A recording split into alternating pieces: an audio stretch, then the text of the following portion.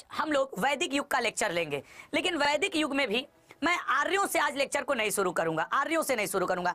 मैं सामवेद, अथर्ववेद, ऋग्वेद, यजुर्वेद, मैं आप सबसे एक रिक्वेस्ट करूंगा, जब आज मैं क्लास लेकर के हटूंगा तो कमेंट बॉक्स में ये जरूर बताना कि तुम्हें कंटेंट कैसा लगा, तुम्हें समझ में कितना आया और तुम्हें थियरी पढ़ पढ़ के मजा आ रहा है कि नहीं। क्योंकि आज तो मात्र दूसरी, अभी पॉलिटी, जियोग्राफी, मैं सब की थोड़ी थोड़ी थियरी क्लास जरूर लूंगा, ठीक है ना। तो ये बात याद रखना।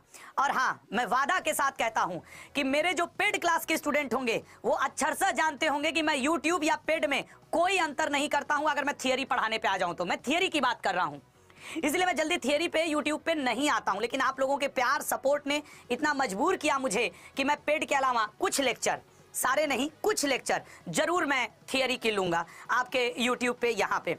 तो शुरू करें चलो अब शुरुआत करते हैं आज वैदिक एज में। वैदिक एज में मैं आर्यों के बारे में बात नहीं करूंगा, इन चारों वेद के बारे में बात करूंगा। आप जानते हैं कि जो सबसे ज्यादा इंपॉर्टेंट है वो आपके ऋग्वेद, यजुर्वेद, सामवेद और अथर्ववेद से रिलेटेड है। हम लोग बारी बारी से थोड़ी थोड़ी देर हर एक चैप्टर पे देंगे, ठीक है ना। ऋग्वेद से क्वेश्चंस थोड़े ज्यादा आते हैं तो हम लोग उसी हिसाब से पढ़ेंगे। तो पहला उठा ले ऋग्वेद, सब लोग रेडी हो ऋग्वेद के लिए? आइए, तो मैं इसलिए थोड़ा सा टाइम ले रहा हूं कि ताकि सब लोग जुट जाएं कि फिर मजा आ जाए। ऋग्वेद, अथर्ववेद, सामवेद और यजुर्वेद आज का टॉपिक है और इस टॉपिक में हम लोग पहला लेक्चर लेने जाएंगे ऋग्वेद के ऊपर, पहला ऋग्वेद के ऊपर। अब जरा समझना, मेरी राइटिंग गंदी है इसलिए आप लोग को सपोर्ट करना पड़ेगा कि राइटिंग छोड़िए गुरुदेव, आप तो बस समझाइए। अगर हम लोग बात करें ऋग्वेद की, ये कॉर्नर में लिखा हुआ है इसलिए मैं हेडिंग नहीं डालूंगा और सिर्फ ऋग्वेद पढ़ाऊंगा, ठीक है ना। ऋग्वेद, जैसे आप कोई किताब, मान लीजिए आपने ये कोई एक किताब खरीदी, ये आपने कोई एक किताब खरीदी, आप किताब खरीदेंगे तो आपके किताब, पहले तो ऋग्वेद समझने से पहले हमें यह समझना पड़ेगा वेद क्या है। वेदों को हिंदू मेथोडोलॉजी में वेदों का लिटरल मीनिंग होता है ज्ञान। वेदों को ज्ञान के रूप में परिभाषित किया गया है या नॉलेज के रूप में परिभाषित किया गया है। मैं सबसे पहले आपको इसी मुद्दे पे बात करूंगा कि वेदों को ज्ञान के रूप में परिभाषित किया गया है या नॉलेज। वेदों को हम लोग अपौरुषेय भी कहते हैं, अपौरुषेय। अपौरुषेय मतलब क्या होता है? अ मतलब होता है मेरे लल्ला नहीं, पौरुष मतलब होता है पुरुष। तो ऋग्वेद किसी पुरुष के द्वारा या वेद किसी पुरुष द्वारा नहीं लिखा गया है, ठीक है ना। वेदों को हम लोग संहिता के नाम से भी जानते हैं, ठीक है ना। और वेदों को हम लोग श्रुति संहिता के नाम से भी जानते हैं, श्रुति संहिता, इतने नाम से हम लोग वेदों को जानते हैं। क्यों?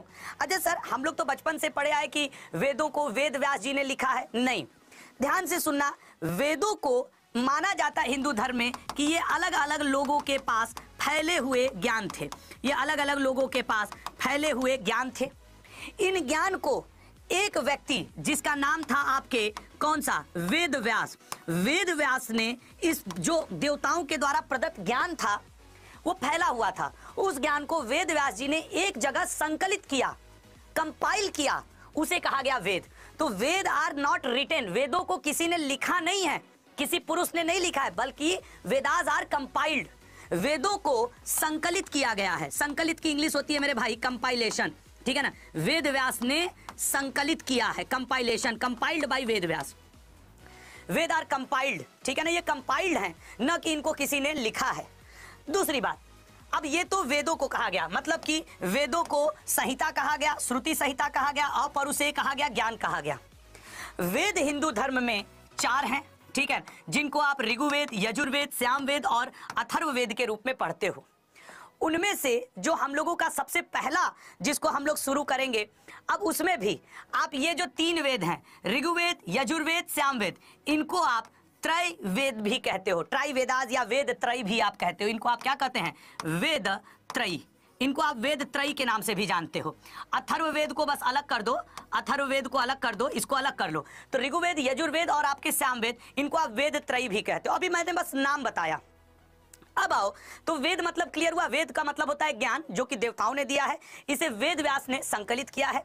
वेद व्यास का ओरिजिनल नाम जरूर याद रखना, वेद व्यास का वास्तविक नाम था महर्षि कृष्ण द्वैपायन। यह भी आपके पेपर में कई बार पूछता है, महर्षि कृष्ण द्वैपायन। आई होप यहां तक सभी को क्लियर होगा। अब अगले पॉइंट पे आते हैं, अब बात करते हैं ऋग्वेद की। जैसे मान लो ये किताब ऋग्वेद है, 1 मिनट के लिए मान लेते हैं ये ऋग्वेद है। जब आप कोई किताब खरीदते हैं तो किताब के अंदर क्या होता है, चैप्टर, अध्याय, पाठ, यही कुछ होता है ना, इंडेक्स वगैरह। इसी तरीके से ऋग्वेद के अंदर, अगर इसको एक बार हम ऋग्वेद मान लें तो ऋग्वेद के अंदर मेरे लल्ला 10 मंडल दिए हैं, जिनको आप आधुनिक शब्दों में चैप्टर, अध्याय ऐसा मान लीजिए, ठीक है ना। 10 मंडल दिए हैं ऋग्वेद को। अगर आप ओपन करेंगे तो इसमें करीब करीब 1028 सूक्त हैं, 1028 सूक्त हैं।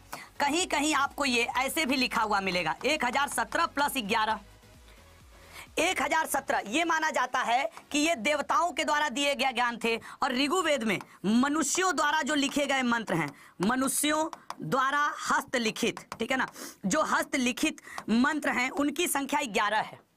मनुष्यों के जो हाथों से लिखा गया उसको कहा जाता है लल्ला बालखिल्य। तो अगर आपसे कभी पेपर में पूछे कि ऋग्वेद में बालखिल्य मंत्रों की संख्या कितनी है तो बता देना 11। टोटल सूक्तों की संख्या 1028, जिसमें 1017 देवताओं के द्वारा प्रदत्त और 11 बालखिल्य हैं जो मनुष्यों के हाथों से लिख दिए गए वो हैं। साथ ही साथ अगर ऋचाओं की बात की जाए तो ओल्ड एनसीईआरटी किताब के हिसाब से 10,580 ऋचाएं हैं, ऋचाएं। हालांकि 10,400 समथिंग भी कुछ कुछ किताबों में दिया रहता है, लेकिन ओल्ड एनसीईआरटी के हिसाब से 10,580 है। तो याद रखिएगा कि ऋग्वेद में 10 मंडल हैं, 1028 सूक्त हैं जो इस 2 भाग में बटे हैं।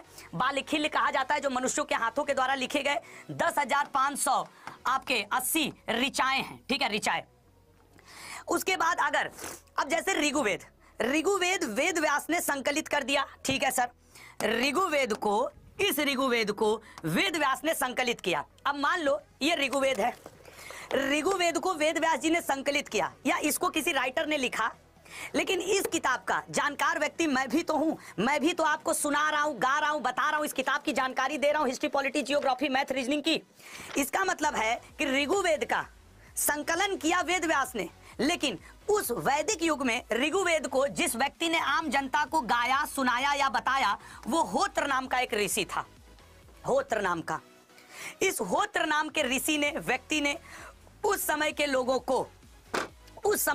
को ऋग्वेद को गाया, सुनाया और बताया।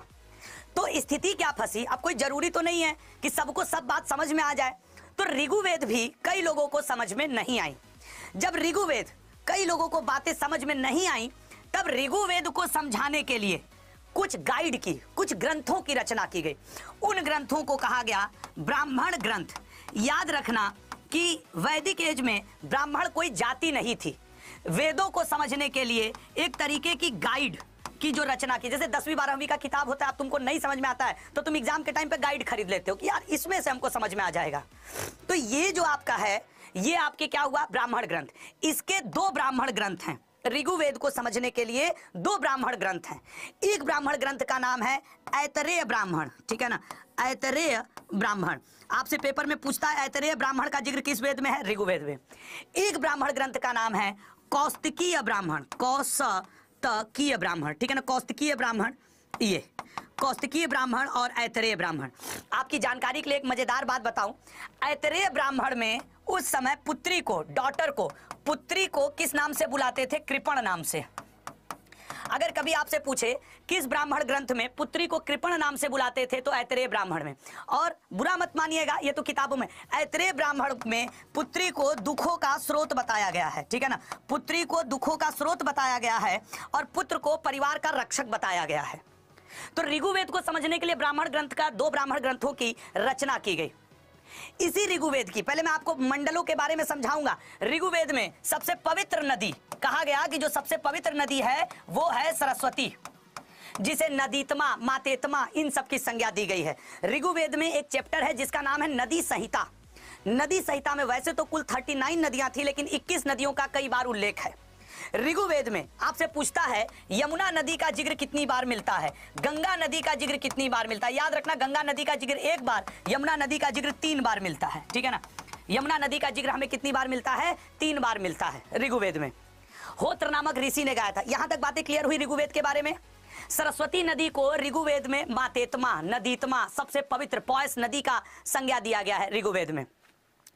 अब ऋग्वेद के अंदर हम तो ये जनरल बातें अभी बता रहे हैं, उसके अलावा आपको बतावें कि ऋग्वेद में अगर हम बात करें तो ये जो 10 मंडल हैं इनके अंदर से खूब प्रश्न आता है। जैसे इस 10 मंडल में से पूछता है 3rd मंडल से क्वेश्चन, 7th मंडल से क्वेश्चन, 9th मंडल से क्वेश्चन और 10th मंडल से क्वेश्चन। ये वो मंडल हैं जिनसे क्वेश्चन आते हैं आपके पेपर में। ऋग्वेद के 10 आपसे ऐसे पूछेगा, ऋग्वेद के किस मंडल में गायत्री मंत्र का जिक्र है? तो गायत्री मंत्र का जिक्र हमें ऋग्वेद के 3rd मंडल में मिलता है। और इसी गायत्री मंत्र को लिखा किसने है? तो वो आपको आंसर करना होगा विश्वामित्र जी, ठीक है ना। विश्वामित्र जी नाम के ऋषि हुआ करते थे, वो गायत्री मंत्र लिखे हैं। डेडिकेटेड टू हुम, समर्पित किसे है ऋग्वेद का गायत्री मंत्र? तो विश्वामित्र जी द्वारा लिखित। ये समर्पित है सवित नामक देवता को। ये सवित ही आधुनिक समय में सन है या सूर्य देव है। तो अब अगर आपसे पूछे कि गायत्री मंत्र किस वेद में है? ऋग्वेद में है। किस मंडल में है? 3rd मंडल में है। लिखा किसने है? विश्वामित्र जी ने। डेडिकेटेड टू हुम, समर्पित किसे है? सवित को। 3rd मंडल क्लियर हुआ सभी को? अब आ जाओ 7वें मंडल पे आते हैं, ठीक है ना। अब आ जाते हैं 7वें मंडल पे कि सर 7वें मंडल में क्या दिया है ऋग्वेद के? 7वें मंडल में एक राजा थे सुदास, ठीक है ना। ऋग्वेद के 7वें मंडल का मैं अब आपको जिक्र करता हूं। ऋग्वेद का 7वां मंडल, ठीक है ना। ऋग्वेद का 7वां मंडल। एक्चुअली एक राजा थे जिनका नाम था सुदास।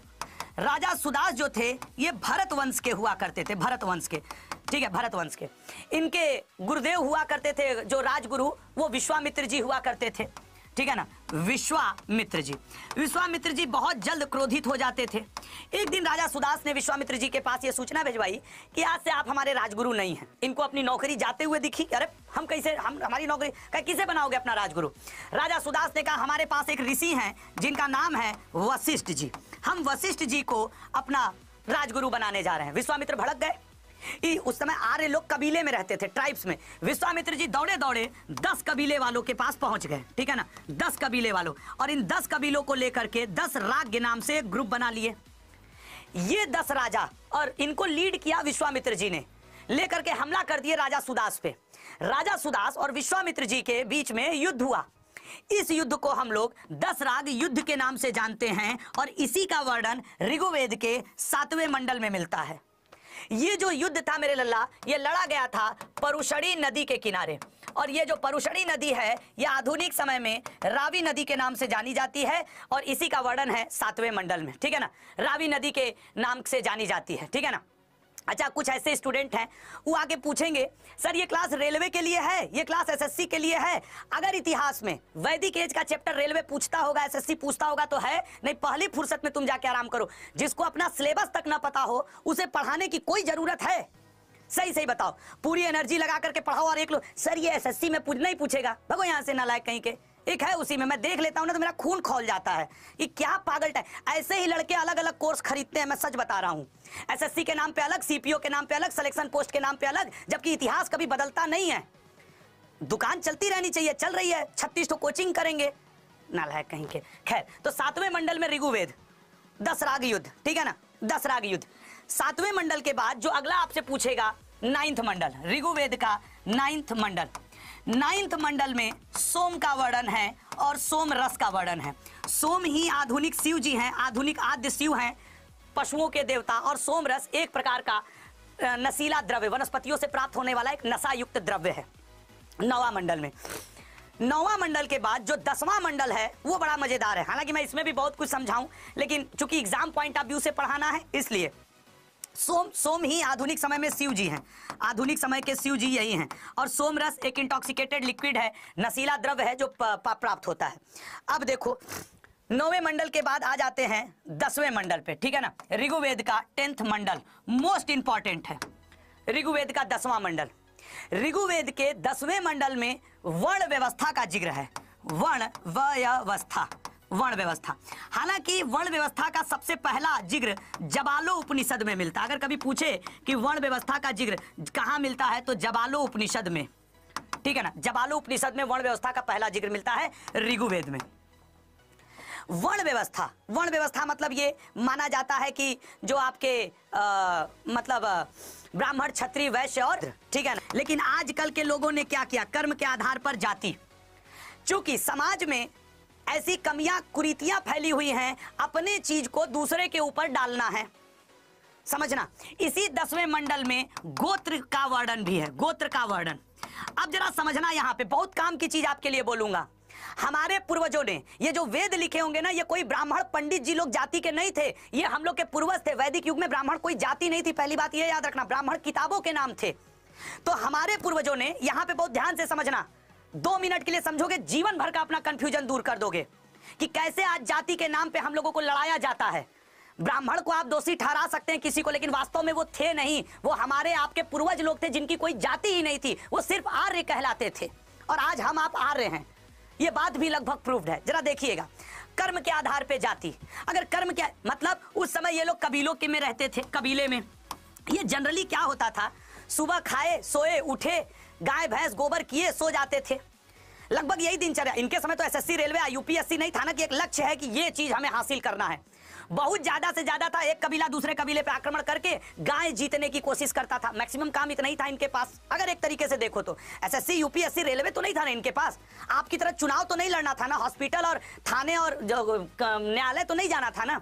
तो इनके जो समझदार व्यक्ति थे, उन्होंने कहा कि यार हम ना कर्म के आधार पे ग्रुप बांट देते हैं और उस ग्रुप को जाति का नाम देते हैं। लोगों ने कहा ठीक। बोले आज से जब भी मान लो कोई कबीला ए है, कबीला बी पे हमला करेगा, तो इस कबीले के कुछ लोग भी जाकर के उसकी रक्षा करेंगे, अपने कबीले के। ऐसे लोग जो कबीलों की रक्षा करेंगे, हम उन्हें कहेंगे क्षत्रिय हैं। ये क्षत्रिय हैं और ये शासन करेंगे। इन कबीलों में हमारे बच्चों को कोई तो पढ़ाएगा लिखाएगा, मंदिर में जाएगा, आचार विचार, ये इस समय कोई मुस्लिम धर्म तो था नहीं, ईसाई पारसी तो भारत में थे नहीं, तो सिर्फ पूजा और भगवान की ही बात का एग्जाम्पल मुझे लेना पड़ेगा, और वही मैं ले रहा हूं। तो जो भी हमारे बच्चों को पढ़ाएगा, जो भी, ये नहीं था कि खाली यही, जो भी व्यक्ति इस कबीले में से हमारे व्यक्तियों को, बच्चों को पढ़ाएगा लिखाएगा, समझाएगा, मंदिर पूजा पाठ करेगा, उसको हम कहेंगे ब्राह्मण। लोगों ने कहा ठीक है। जो भी व्यक्ति कृषि में लगेगा और सब्जी फल उत्पादन करेगा, बेचेगा, तेल आटा ये सब, गेहूं ब्रीही मतलब चावल, गेहूं मतलब गोधुम, जौ मतलब यौ, ये सब जो करेगा, जो बिजनेस टाइप का कार्य करेगा हमारे कबीलों में, उसको हम कहेंगे वैश्य। और जो भी व्यक्ति साफ सफाई का काम करेगा, लोगों की सेवा का काम करेगा, ऐसे लोग भी समाज में हैं, उन्हें हम कहेंगे शूद्र। ये मात्र एक शब्द थे, आज यही शब्द राजनैतिक हो गए हैं। तो ये कर्म के आधार पे जाति था। जब राजाओं का समय आया, जब आगे चल के नेताओं का समय आया, तब उन्होंने डिसाइड कर दिया कि ब्राह्मण का लड़का ब्राह्मण कहलाएगा, क्षत्रिय का क्षत्रिय। नहीं तो याद रखना, वेदों ने कभी कुछ गलत नहीं बताया है। वेद में साफ साफ लिखा है कर्म के आधार पे जाति। आज के लोग, आज से 500 1000 पीछे जाके वर्ष देखो, जो राजा लोग थे और जो क्या कहते हैं आधुनिक समय में नेता लोग, हमारे आपके जो थोड़े बहुत 200-400 साल पुराने पूर्वज, उन्होंने कर दिया जाति के आधार पे कर्म कि यादव है तो दूध का काम करेगा, ब्राह्मण है तो पूजा पाठ का काम करेगा, क्षत्रिय है तो शासन का काम करेगा। जबकि न वेदों ने गलत लिखा, न उस समय के पूर्वजों ने गलत लिखा है, वो साफ साफ लिखा हुआ है कर्म के आधार पे जाति। ये है हमारे वेद। और इन वेदों को उठा के कोई नहीं पढ़ता, खाली माइक पे आ जाएगा बड़े बड़े न्यूज चैनल पे, और न्यूज चैनल पे आके हाँ ये जाति सिस्टम है, एक कप कॉफी पी के एसी में बैठ करके नेतागिरी बतियाना ज्यादा आसान होता है। अगर एक बार उठा के अपना वेद पढ़ लो ना, तो तुम कहोगे हाँ यार सही तो था जैसा। और मैं तुमको और बता दूं, ये भी था, मान लो इस ब्राह्मण को कोई लड़का पैदा हुआ वैदिक युग में, और ये लड़का काम करने लगा सफाई का, ये लड़का काम करने लगा सफाई का। तो सफाई का जो काम किया, अब इसको ब्राह्मण का लड़का ब्राह्मण नहीं कहा जाता था, अब इसको शूद्र कहा जाने लगा। मान लो अब इसको कोई लड़का पैदा हुआ, ये कबीलों की रक्षा करने लगा, तो इसे क्षत्रिय कहा गया। ये किए थे हमारे पूर्वज, ये किए थे वैदिक लोग, न कि आज की तरह। और आज के लोग पूरा दोष किसको दे देंगे? वैदिक युग को, ब्राह्मणों को। ऐसे पकड़ के पूछ दो ना, ब्राह्मण थे कौन, जरा ये बताओ तो। ब्राह्मण तो कोई जाति ही नहीं थी इस समय, कोई जाति नहीं थी। ब्राह्मण किताबों के नाम थे। बैठा करके जो लोग चैनल पे 10 बात करते हैं ना, कुछ ये तथाकथित लोगों को छोड़ दो जो अपने आप को दलितों के नेता, ब्राह्मणों के नेता, क्षत्रियों के नेता, वर्ग विशेष के नेता बनते हैं। उनसे खाली पूछ दो ऋग्वेद को किस ब्राह्मण ने गाया है, ऋग्वेद को समझने के लिए किन ब्राह्मण ग्रंथों की रचना की है। हवा न निकल जाए तो तुम नाम बदल देना मेरा, समझ रहे हो? ये स्थिति है, हम लोग को लड़ाया जाता है। तो वेद में है कर्म के आधार पे जाति, जाति के आधार पे कर्म, ये हम लोगों ने किया है, हमारे पूर्वजों ने नहीं किया है हमारे आपके, समझ रहे हो ना? जाति के आधार पे कर्म।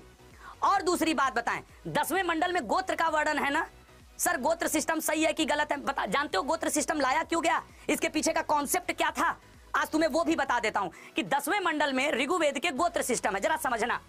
अब तुम कहोगे सर गोत्र, गोत्र, ये गोत्र, गोत्र का मतलब समझते हो क्या होता है? गो से यहां तात्पर्य है गाय से, गौ कहा जाता है ना। अत्र मतलब होता है स्थान, ठीक है ना, गायों का स्थान, सेम गायों का स्थान। एक्चुअली उस ध्यान से समझना, तुम्हें बात समझ में आ जाएगी। उस समय कई ऋषि हुए, जैसे मान लो विश्वामित्र हुए, एक आपके विश्वामित्र, ठीक है ना, चलो हिंदी में ही लिख देते हैं तो ज्यादा अच्छे से तुम लोग को। मान लो 4 ऋषि हुए, ABCD, ये लोग जंगलों में रहा करते थे। इनके जो आश्रम हुआ करते थे, इनके जो आश्रम थे वहां पे पुरुष जाकर के सेवा करते थे, पुरुष और स्त्री जाकर के आश्रम में गायों की सेवा करते थे। ऐसे ही इनके यहाँ भी मेल फीमेल जाके सेवा कर रहे हैं, इनके यहाँ भी मेल फीमेल सेवा कर रहे हैं, इनके यहाँ भी मेल फीमेल। नेचुरल सी बात थी, अपोजिट सेक्स में अट्रैक्शन होता है, कहीं ना कहीं मेल फीमेल में अट्रैक्शन होने लगा। उससे जो ऋषि आश्रम की परंपरा थी, जो गुरुकुल परंपरा हुआ करती थी, वो प्रभावित होने लगी। आपस में ऋषि महात्मा आर्य लोग बैठे कि यार ये तो गड़बड़ हो रहा है, आए दिन पता चल रहा है कि उसके उस लड़की के साथ बदतमीजी हो गई, या वो प्रेग्नेंट हो गई, या वो 2 आपस में लड़ गए कि वो वाली लड़की मेरी है या वो वाली महिला मेरी है, कुछ ऐसा होता तो रहा होगा, इससे इनकार तो नहीं करोगे। कुछ लोग तो हर सदी में नालायक हुए हैं।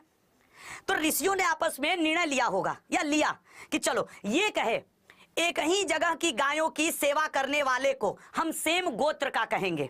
जैसे अगर आप वशिष्ठ ऋषि के आश्रम में हैं तो आप वशिष्ठ गोत्र के हुए, अगर आप भार्गव ऋषि के आश्रम के हैं तो यहाँ के सारे मेल फीमेल भार्गव आश्रम के हुए।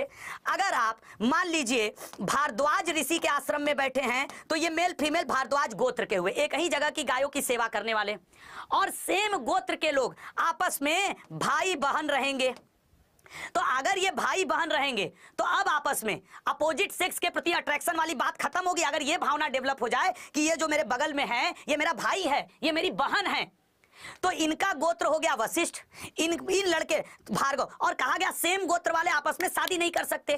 तो अगर इनमें शादी नहीं होगी, ये प्यार को भी नहीं सोचेंगे। जनरली थोड़ी सी सोच तो स्टैंडर्ड हो जाएगा कि अरे यार मेरी बहन है, मेरा भाई है, इसलिए गोत्र सिस्टम लाया गया।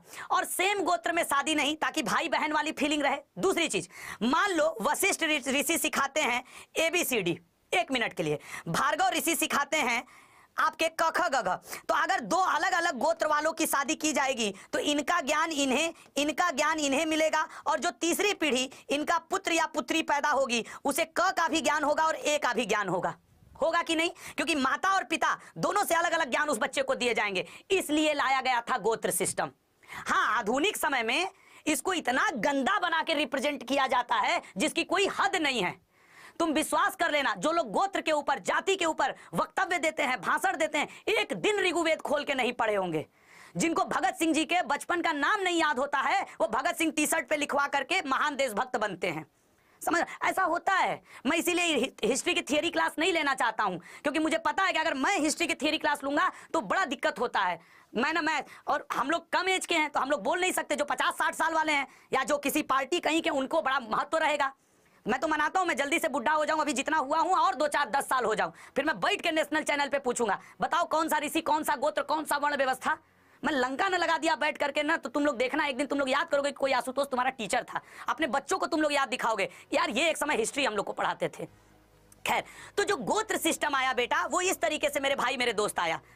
तो गोत्र सिस्टम भी गलत नहीं था, वर्ण व्यवस्था गलत किया हम 500-1000 वर्ष वालों ने। जैसे मान लो मैं क्षत्रिय हो गया, अब मैं राजा बन गया, अब तो मैं यही चाहूंगा ना कि मेरा लड़का या लड़की अगला राजा बने। तो मैंने क्या किया, वंशानुगत कर दिया, पदों को जाति के आधार पे कर दिया, कर्म के आधार पे जाति को पलट दिया। मैंने जाति के आधार पे कर्म कर दिया कि क्षत्रिय का लड़का क्षत्रिय, ब्राह्मण का लड़का ब्राह्मण, ठाकुर का लड़का ठाकुर, खान का खान, पठान का पठान, सिंह का सिंह, दुबे का दुबे, यादव का यादव, श्रीवास्तव का श्रीवास्तव। अरे काहे के लिए यादव का यादव, काहे के लिए ब्राह्मण का ब्राह्मण? जैसा कर्म करता है उस कर्म में उस जाति में उसको डाल दीजिए, और यही हमारे वेद कहते हैं।